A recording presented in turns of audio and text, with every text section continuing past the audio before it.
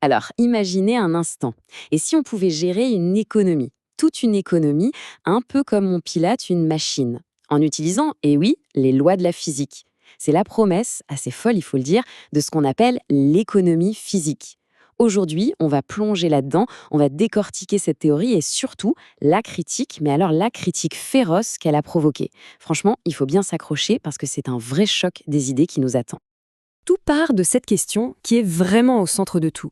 L'économie, qui par définition s'intéresse à nos choix, nos désirs, nos actions, est-ce que ça peut vraiment se résumer à une simple équation physique, comme on calculerait, je sais pas moi, la chaleur d'un moteur? C'est vraiment le cœur du débat qu'on va explorer ensemble. Allez, pour bien comprendre, commençons par planter le décor. Qui sont les acteurs de ce débat? D'un côté, on a donc les pères de cette théorie, Lyndon LaRouche, et celui qui l'a porté en France, Jacques Cheminade. Leur projet est pour le moins ambitieux. Ils veulent ni plus ni moins que de réécrire complètement les règles du jeu de la science économique. Et puis, de l'autre côté, on a un critique. C'est un blogueur anonyme du site La Liberté par principe. Et lui, il va analyser cette théorie, mais pas n'importe comment. Il va le faire en s'appuyant sur une toute autre vision du monde, celle de l'école autrichienne, une école de pensée pour qui la liberté individuelle et le choix, c'est vraiment le point de départ de toute analyse économique. Bon, rentrons maintenant dans le vif du sujet. Quelle est cette fameuse idée de l'économie vue comme une espèce de machine thermodynamique? Et attention, pour ces partisans, ce n'est pas juste une image, une métaphore. Non, non. Pour eux, l'économie est littéralement une branche de la science physique, un domaine où tout, absolument tout, de la production à la société entière, obéirait à des lois physiques, des lois mesurables. Cette citation, elle vient directement de leur livre. Et elle a le mérite d'être claire. Il n'y a aucune ambiguïté. Pour eux, les lois qui font tourner une machine à vapeur, par exemple, peuvent et doivent s'appliquer à toute l'économie d'un pays. C'est aussi simple et radical que ça. L'analogie qui revient tout le temps, c'est donc celle de la machine à combustion. Dans cette vision des choses, la technologie, c'est juste le moyen d'augmenter la puissance de la machine économique, en augmentant ce qu'ils appellent la densité du flux énergétique. C'est vraiment ça, le moteur de toute leur pensée. Et c'est là qu'on touche au point le plus sensible, le cœur du problème en fait, la place de l'être humain dans tout ça. Est-ce une ressource ou bien un individu? Ce tableau, il résume parfaitement le choc des visions du monde. D'un côté, l'économie physique, qui voit l'humain comme une ressource, un simple rouage dans la grande machine qu'il faut optimiser, et de l'autre, la vision du critique, où l'humain est avant tout un individu libre, dont les choix sont basés sur des désirs qui changent tout le temps et qui sont donc par nature imprévisibles. Voilà, cette citation du critique met le doigt sur le problème fondamental. Si nos désirs sont personnels, s'ils changent, s'ils sont imprévisibles, comment est-ce qu'on peut espérer les mettre en équation? Pour le critique, la réponse est simple. C'est impossible.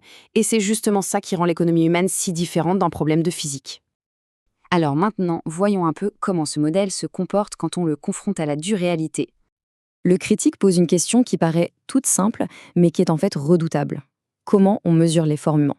On peut mesurer la puissance d'un moteur en watts, ça, d'accord. Mais l'effort d'un entrepreneur qui a une idée, l'effort d'un artiste qui crée, c'est quelque chose de subjectif, de propre à chacun.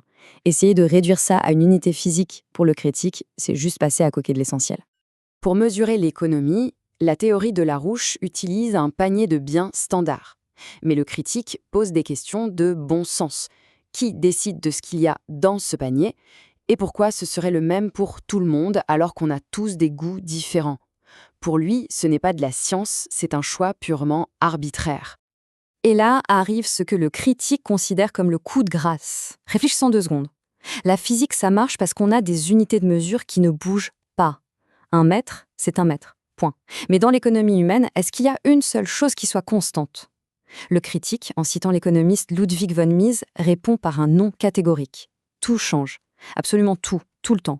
Et sans un point de référence fixe, comment faire une équation qui tienne la route? C'est voué à l'échec.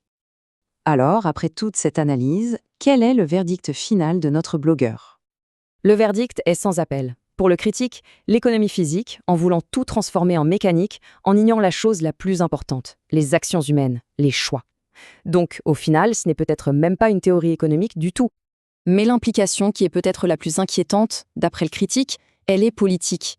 Si l'économie est une machine, il lui faut bien un pilote, quelqu'un pour la diriger. Qui prend les commandes? En considérant les humains comme de simples pièces, ce modèle ouvre grand la porte à un planificateur central qui déciderait de tout pour tout le monde. Pour le critique, c'est tout simplement une justification à peine voilée de l'économie planifiée. Au bout du compte, ce débat nous ramène à une question vraiment fondamentale. Est-ce qu'un modèle économique peut prétendre décrire la réalité tout en ignorant ce qui nous distingue fondamentalement des machines, notre libre arbitre? La question, elle, reste bien ouverte.